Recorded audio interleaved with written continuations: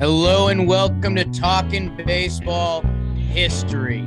A no-hitter in the World Series first since Trev's Don Larson.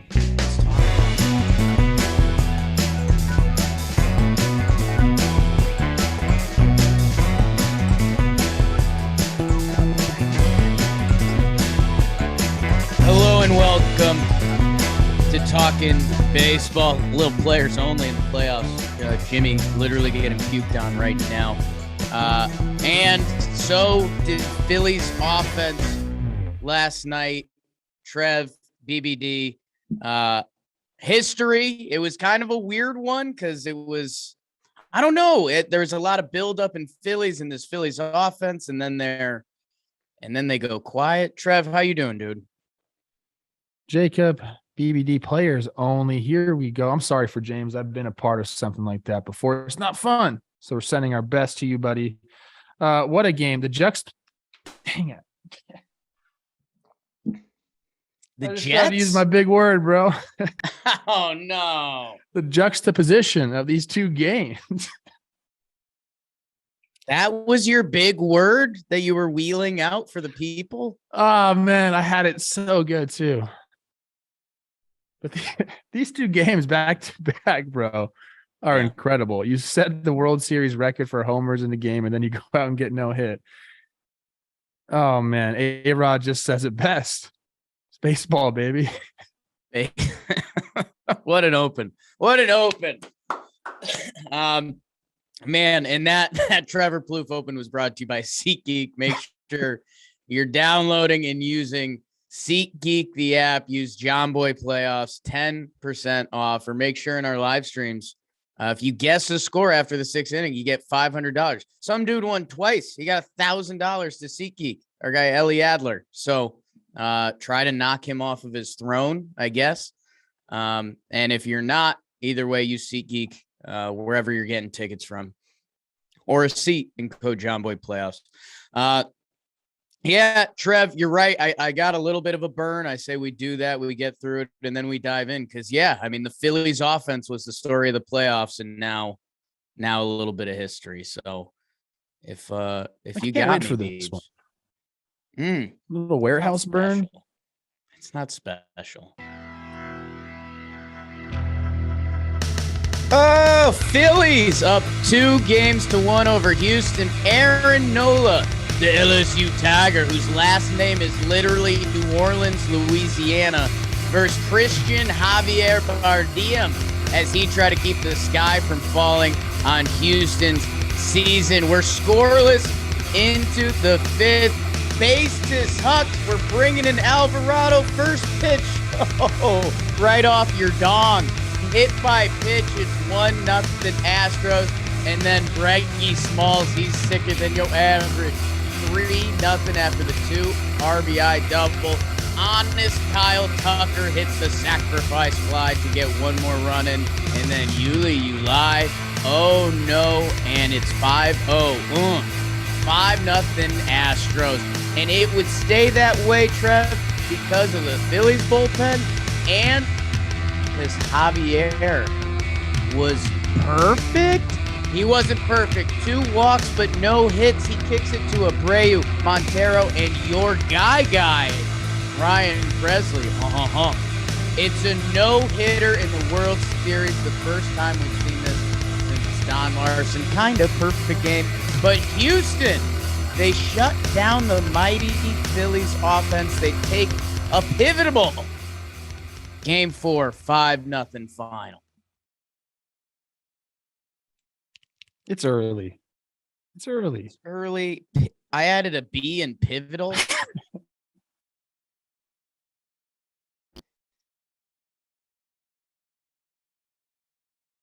My friend Kyle says it sometimes. He goes, words are hard. It's true. We're a labor pod that covers baseball now. So we're just figuring out this whole thing on the fly. Trev, I was watching this game with the Shea Station boys, Jerry and Jolly. We were having a good time.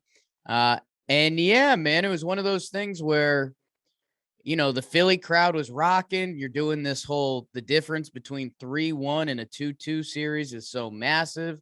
Nola was bending, not breaking. He breaks, and then you're like, wait, the Phillies don't have a hit? So I don't know. Give me walk through this game from your perspective for me. Yeah, we saw that Javier was on right away. Nola, you're right, in the second inning, some big strikeouts. You're thinking, like, if you get through that, are you going to settle down? And he did until he didn't. And that's kind of been the theme of this series and a lot of the postseason, actually, these big innings, 5-run innings, massive crooked numbers. And both these teams can do that in a heartbeat. And we saw that last night with the Astros. That inning was pretty nuts. I think a lot of people are talking about Topper's decision to go to Alvarado there. I think in the moment, everyone was kind of in on it. Nola loads the bases. Who are you going to bring in? They have Alvarado out there. He is rested. And the first pitch he throws, maybe a little too rested, right in Jordan's butt. Just right on it.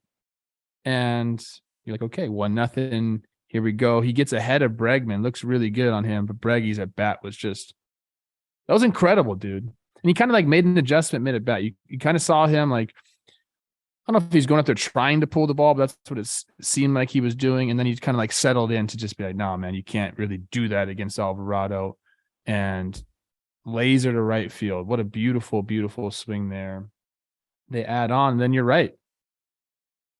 Javier was pretty much untouchable. And some of the stats that are coming out now about like his last 6-7 starts are like incredible. Even in the playoffs, I think he's only given up 2 hits in the playoffs.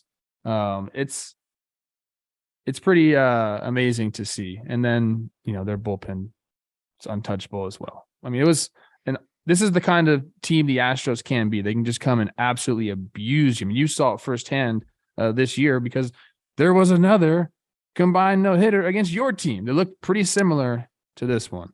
So this Astros team is scary, man. At any given moment, they bounced back from that game yesterday to do this, and that's why they're the favorites. Yeah, and with the Phillies, who had been kind of dominating and mauling in their own fashion, we talked about them breaking history the night before, the juxtaposition, if you will, with their offense.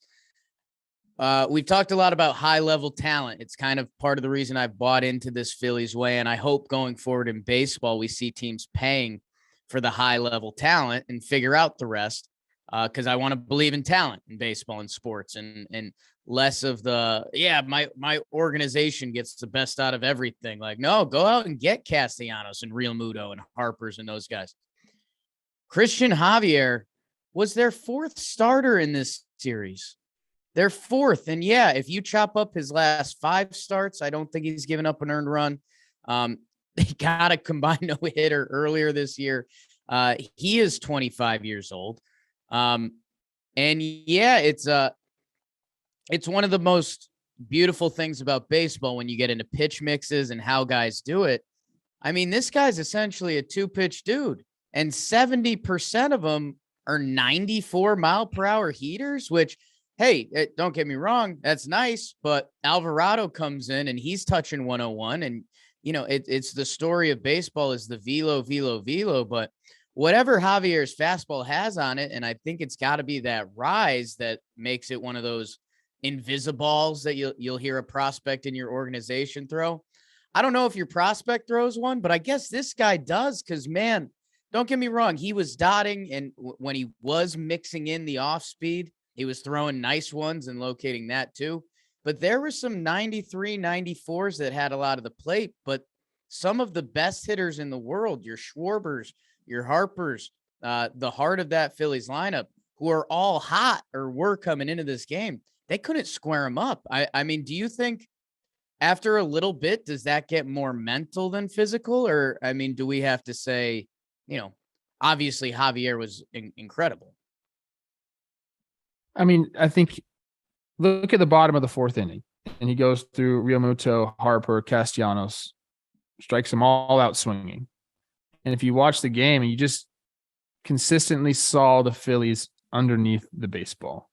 Oh, and almost on both pitches too. The slider, sometimes he would kind of sweep instead of kind of come down. You'd see them swinging under that one, but specifically the fastball, it's not necessarily rise. I know we kind of use that word to describe it, but it just doesn't come down as much as other people's fastballs. And once you sit there as a hitter and you've seen, I don't know, 1 million pitches in your life, and 99% of them kind of come down at the same angle, and you understand like the trajectory of the ball and where your barrel needs to be in relation to where you last see the ball. And then there's a couple guys, the elite spin guys, the guys that just have this, and the ball just doesn't go where it's supposed to go. And that's the bottom line, dude. That's why you see like Bryce Harper goes, "What the fuck, man?" I think that's what he said. Like, "What the fuck, bro?" Like it's you are up there and you're expecting to barrel the ball, and then you just don't hit it.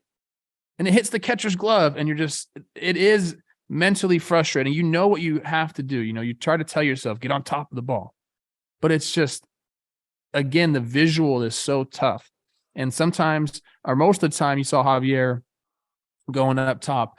But then every once in a while, he kind of pulls one down. And that thing looks like, as a hitter, like it's going to hit, the grass.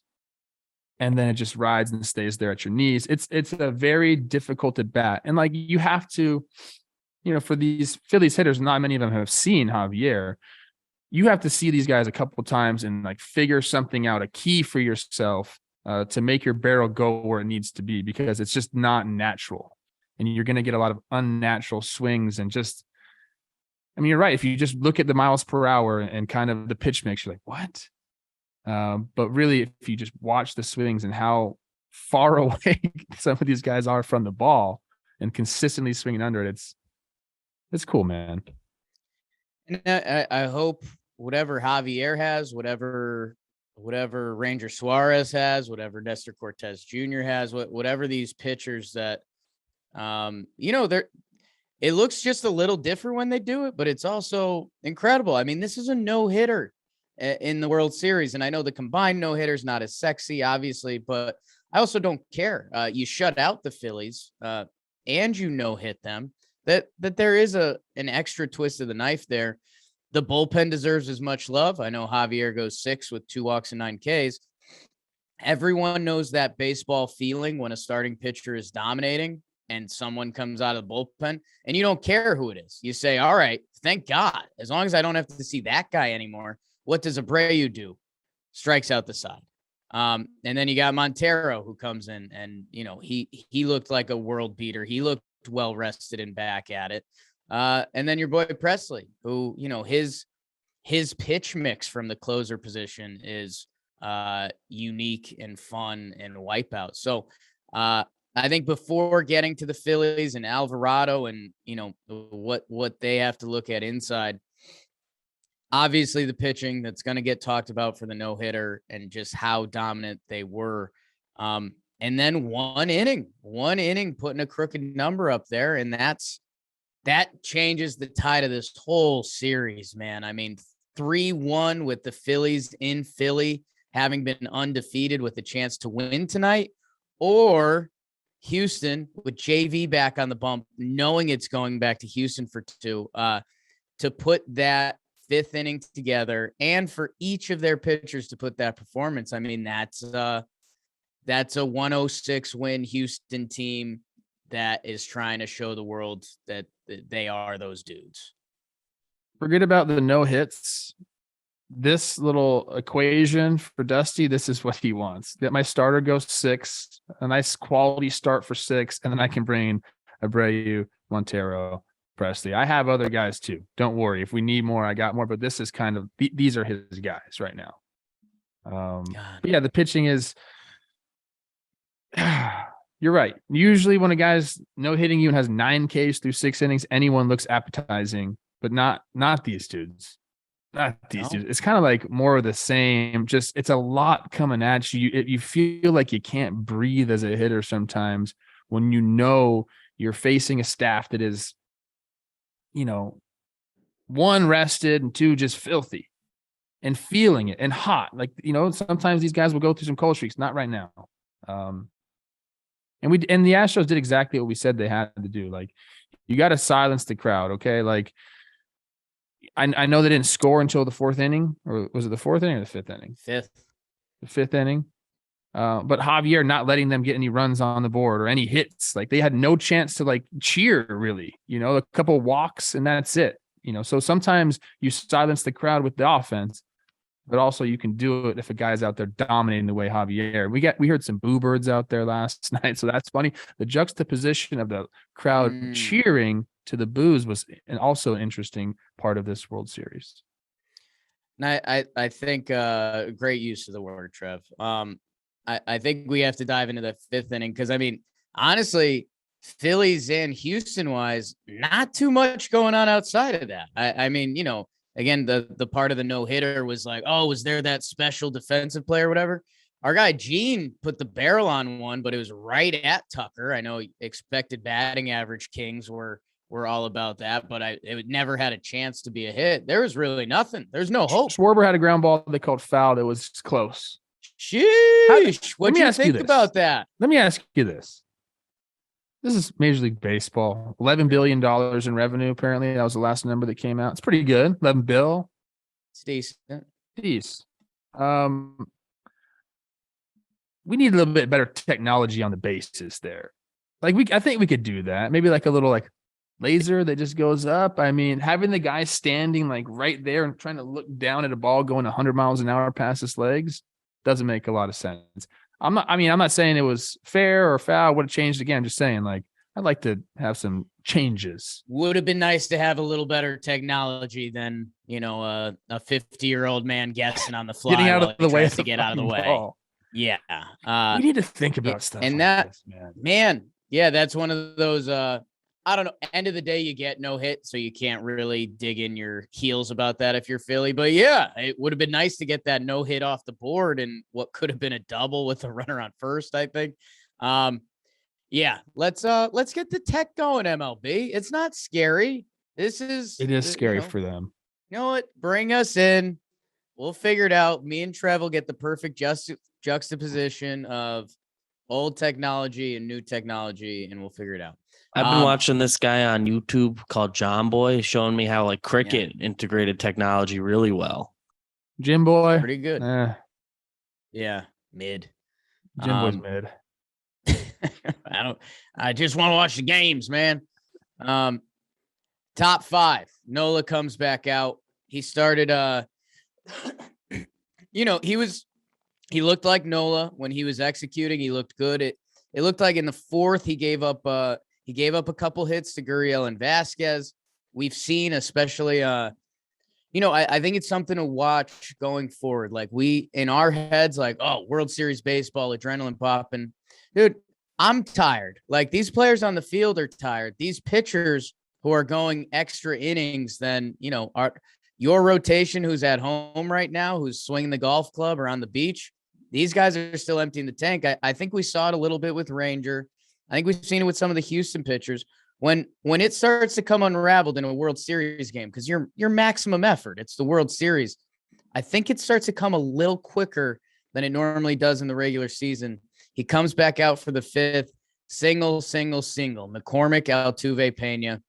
They bring in Alvarado for that lefty lane that he executed so well last time.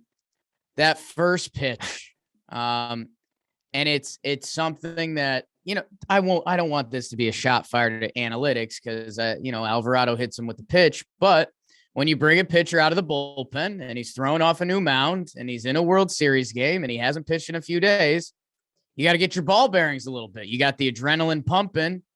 Hits Yordan. Where'd that hit him? A little hip flexor? It's in the butt. I don't know. It's the best place to get hit. If you're going to get hit right up there. He's going to have a big bruise, though. Those things bruise like a mofo. 99 to that big booty Judy. And then Bregman. You talked about his at bat. That's on Alvarado and on Bregman. Breggy takes 100. The opposite field. The only thing that, not to be shots at Bregman, it's not. It's at Alvarado. 0-2, you can't put your sinker over the plate. So Alex Bregman, in that simple swing, John Smoltz all over it, just put the barrel out there, flicks it the other way, and then you get Altuve and Pena score. there's still no out. So sack fly single, bing bong, it's 5-0. So I don't know what on that inning. What do you have, Trev? I think, that was the right move. You have Alvarado. You mentioned how he's navigated that lane before. It just didn't happen for him. I mean, it's a tough part of the order to get through every single time. You're going to have times where they get you. I mean, and starting off the first pitch, smoking Jordan in the butt, that doesn't help your mental out. Though he came back the next pitch and dotted one up on Bregman. So, I don't think it phased him much. I think we just have to give credit to the Astros for putting together good at bats against a really tough pitcher when they needed to do it. I mean, Bregman's, he gets down 0-2, but he hits the mistake, and mistakes at 100 miles an hour, they get hit less often. But Bregman's a dude. I can't tell if he likes me or hates us. I don't know what's going on with him ever. Our relationship is complicated. Kyle Tucker puts together a nice at bat, lefty, getting the sack fly, got a good chunk of that. And then Gurriel comes through. I mean, they're a good team, and they're going to get you. You're not going to go through this order, especially the middle like that, with runners all over the place and come out unscathed every time. It's just not going to happen. Didn't happen with the Phillies. They knew that they were going to get some runs at that point. 2 runs is a different ball game than 5 runs. The Astros just handled those at bats so well. And once you have down 5 runs and you have a guy in the mound doing what he's doing, I mean, that takes the air out of the stadium. It hurts inside. If you're the Phillies, they'll never admit that, but you understand it's going to be tough to get back into the ball game. Yeah, I mean, five's that magic number from the first game. So I mean, if you've got a pitcher out there that you're getting a couple hits here and there, or you fouling off good pitches or something, you say, okay, if we could put a 1 or a 2 on the scoreboard and, make them think a little bit, and we've got all those homer threats. No, you don't got a hit. So that just super impressive all around by Houston. And yeah, it's something that I'm going to try to, I don't want to say tap into more, but Peter was all over this. Jerry was all over this, who are so similar in their beautiful ways and also so different in their beautiful ways. The adrenaline of being a bullpen guy. Alvarado ran out of that bullpen in a crazy Philly crowd, and he was telling himself, I'm about to strike out the damn side, and this place is going to erupt, and I'm going to keep a 0 on the board, and we're going to go nuts. First pitch, boom. You just hear the balloon pop. And I think we saw it in other examples this postseason. I know people don't love when we only tap into Yankee examples, but Clark Schmidt got a big double play ball against these Houston Astros. They sent them back fist out. pumping, stoked, cloud 9, comes out for the next inning, and the energy and the adrenaline just isn't there. He comes out flat, gets popped. I don't know, something to, as we figure out more of these sciences of baseball that are real and with feel, the adrenaline coming out of there, man. I mean, I don't think people really think about running in from the bullpen with that Philly crowd, bases loaded, no outs. Like you can't replicate that. Is that the word? I don't know. Juxtaposition, I don't think is the word here. It's not there. I don't think so. No. Okay. Good. Okay. Yeah, no, that's 100% right. I mean, that's why we always talk about guys that look like they can just chill out there. That's why we give them so much praise. We talk about even Javier. Don't they call him the reptile because he's cold-blooded? Like this dude is. That separates dudes. Okay, and I don't think Alvarado was out there going crazy, but yeah, there is the adrenaline there. And I think, like I said, he did settle down to Bregman. He just made a mistake on that 0-2 pitch, and that's when all the runs come in, or 2 more I think came in on that one. Because Jordan was like, his butt was still hurting. He's like, I can't run that fast. Yeah. Can't run that fast. My butt hurts right now. So they only got 2 on that. But yeah, I mean, it's just this Astros team. I think we just have to continue to give credit to them. The pitching, the timely hitting, professional at bats, understanding, that they didn't need to worry about last night's game. They just needed to get back to Houston.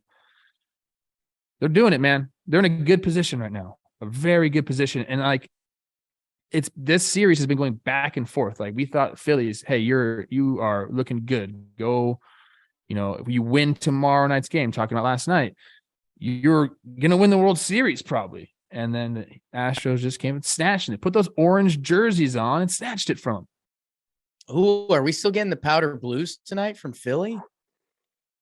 Yeah, I mean, I'm actually stoked the Astros tied this thing up. I want this to go 7. I think this is a great series. It also would have been cool to see Philly trying to clinch in front of the home crowd against Verlander in the baby blues. Like that's a fun like script, right? Right. Like that would have felt a little iconic, but yeah. And I mean, before we get in tomorrow, good on Houston again. 57-year-old Yuli Gurriel steals a base in this game. That guy is just completely unreal. 3 for 8 with runners in scoring position for the Astros, all, in that big inning.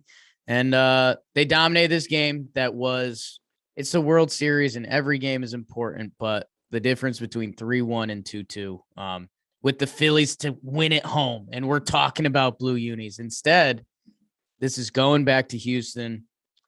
Verlander Syndergaard. That's if a video game told you that a few years ago, you'd be like, oh yeah. And now it's a little different story, but this game is brought to you by Roman. Trev, do you have erectile dysfunction? I do not. Okay. Well, I do, because it's probably going to happen at some point. Yeah. Well, 52% of men over 40 experience some form of erectile dysfunction. You should, I know you yuck it up with a lot of guys in your neighborhood. Everyone over 40, you should just be like, all right, grab 2 of them. Which one of you? I should start slanging Roman. You're 100% right. Do I have Roman? Send me some cards or samples or something. I love you becoming the Roman guy in the neighborhood with the Roman nose. Roman is the digital health clinic for men. They offer genuine FDA-approved medication for as little as $4 per dose. At Roman, there's no waiting rooms or hassle. It's straightforward, convenient, and digital. They take care of you from the comfort of your home. And fellas, or the ladies, that maybe your fellas dealing with this, if this is something you're dealing with, we got a solution. Like, yep. if you're I don't know, if there's a hole in your boat, you patch up the hole. This is kind of the opposite. You're trying to make things go in the hole. Right now, Roman is offering a special deal for our listeners. Get 20% off your first order. And it's a new website, people. ro.co/Talkin. Talkin's our code for the 20% off. ro.co/Talkin, 20% off. These are the people that specialize in this area. Go check out Roman. ro.co/Talkin, 20% off. Trev, you were a little creeped out by how I introduced tonight's game between the Phillies and the Astros, so I'll let you do it. It was like the noise you made. You said if a video game told you about this matchup years ago, you would have went, what? I guess I was letting out my nerdy out of the park baseball a little bit. Jolly poked me last night. That, like, if you were projecting a World Series 4 years ago, like Noah Syndergaard being the starting pitcher in Game 5, you'd be like, all right, yeah, like he's Thor. Are we looking for him to empty the tank and throw 7 tonight? Like, no, I think high end might be 3 innings pitch. And then on the other side of it, Big JV, who's I don't think he's been as sharp as he was the regular seasons, this playoffs. He essentially has a chance to drive a dagger through Philly, because if he's special tonight, Houston with 2 games at home to close it out. I don't know. I hope we get, outside of Game 1, which wasn't really back and forth. It was big lead, caught the big lead. If we could get the back and forth game tonight in Philly, I mean, it feels like the only thing this series has been missing right now. I'm interested to see Thor. I think that's JV. I guess that's a tale as well. I mean, we've talked about like the struggles in the World Series, and can he shake that? He didn't look great Game 1. Like they got to him in Game 1. So I'm curious to see what's going to happen on that end. Like, he has that ride that they had trouble with last night. Seeing it 2 nights in a row, is it going to be easier for the Phillies hitters? Probably. So look for that. Let's maybe see some more of this from JV tonight. And then on the other side, Thor, yeah, I mean, the leash, this big. You have to if you're Topper. This is a must-win game. You have to manage like it. I want to see when he's going to deploy his high leverage guys. Like, is he going to throw Alvarado right back out there? Or is he, what's that decision going to be like? It's going to be difficult to keep these Astros bats down. Like, you're going to give up some runs today. I think if you're the Phillies offense, you understand we're going to have to bang today. We're going to have to score 5 runs at least today. So good at bats. Let's get guys on base. And I think scoring early will be the key in this game. I think it's been that way all throughout the series. And you probably said about any baseball game. But for some reason with this crowd, I think either way, scoring early really helps the team. If the Astros do it, kind of calms the atmosphere down for them. They can breathe a little bit. If the Phillies do it, the place erupts, and here we go. The pressure's on the Astros. So it's the series is just good.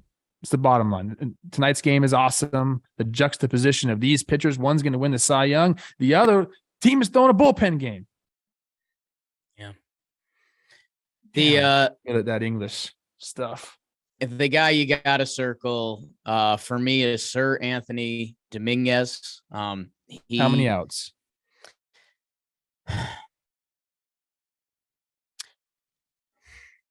If he's good, if he's like lights out, it's World Series time.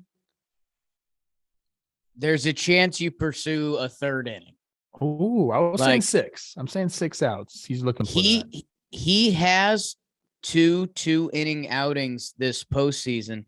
He was throwing pretty regularly. Our Phillies here, they did wild card, DS, CS, World Series. He pitched in 3 CS games. He pitched in 2 DS games and a wild card. We haven't seen him since game 1, October 28th. In the Padres game where he pitched 2 innings, he threw 34 pitches. So if he could be a little tighter than that, if he could get through 2 innings in right under 30, I would maybe try the third because you have an off day coming up and you haven't used him in 5 days, I think. So for me, he's going to be the one that I've got circled, and he needs to be a part of the story because whether it's 2 and, maybe Syndergaard gives a great effort, and the Phillies bullpen outside of, what was that 5th inning still has been pristine. After Alvarado, the boys came in and got more outs. So, but Sir Anthony, he's going to have to be special, whether that's 2 innings, whether that's, 1.1, but it's the heart of that lineup at the right time. I don't know, but I think if you're the Phillies and we're talking about them tomorrow morning, with a win, Sir Anthony has to be a big piece of it. Okay. I just, in my head, went over like an Alvarado situation. He's going to get that lane again. That's his lane. Yeah.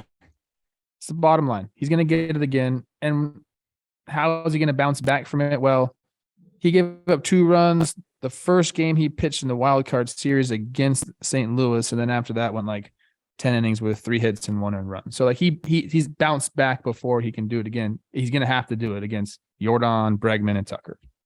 That's difficult, man, but he can do it. And that's him and Sir Anthony as we dive further into it. Sir Anthony is going to have to take that lane once, because in that game 1 in Houston that they won, Alvarado took it once and then Ranger took it, but Ranger isn't available. So Sir Anthony, when he comes in, and maybe that's going to be his test, he's probably going to have to go through Jordan, Bregman, and Tucker at least. And then it becomes interesting because do you stretch it out the first way and do you tell him to get Altuve and Pena? Or if you attack that lefty lane and then he's cruising a little bit, then you've got the bottom half of that lineup, and maybe that sets him up to get the 2.1 or 2 clean innings. I don't know. That's what our boy Topper and the other fellas are probably discussing right now. Oh, it's so fun. It's like, like in Game of Thrones, House of Dragons, they're all standing over like the war table.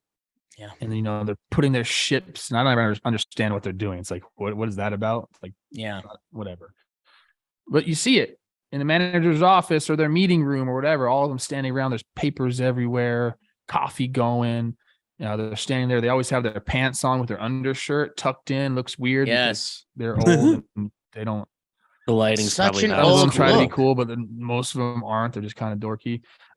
They're all talking about this. These are the situations. Here are the lanes. Let's talk about it. And most of the time, like these instances that come up during games, like they have plans for. Every once in a while, you'll find one and like, oh shit, what do we do now?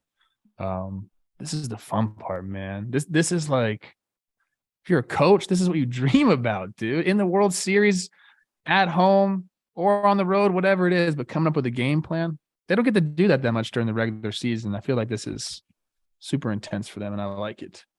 Chips are all in. If you're the Phillies, off day tomorrow, it's a bullpen day. And I mean, man, you wonder who else is going to step up. We saw Robertson come out last night. He has another clean inning. Eflin looked a lot better than he had previously. And hey, if you got to circle another guy, we're hoping, or the Phillies, are hoping for 3 from Syndergaard, that could also be 1.1. And man, a guy like a Kyle Gibson or a Brogdon or Bilotti, someone's going to have a special outing. And that's kind of what the World Series is about. Or those dudes in Houston might just bust it out on both ends again and show you why they are those dudes. Brogdon's gonna have a lane too. I think that Topper's trusting him a little more. He's got a little bit of funk to him, so like you can deploy that at the bottom of the lineup, kind of like messing with those guys. I think that makes sense. Yeah, you're right. All hands on deck, baby. All hands. We will be all hands on deck. Tonight we're streaming. I think, Beebs, we might be trying to recruit the Ice Boys. We'll see. That'd be a weird game 5. Always is. Trev, you got anything else? I'm good, man. I'm excited for this series. I wish I was there streaming with you boys. Huge game. Huge game. So this is what's going to happen tonight. I have baseball practice, and then I'll be listening to the game while I throw the baseball. The music right now, I can't hear. Oh, Jake sucks.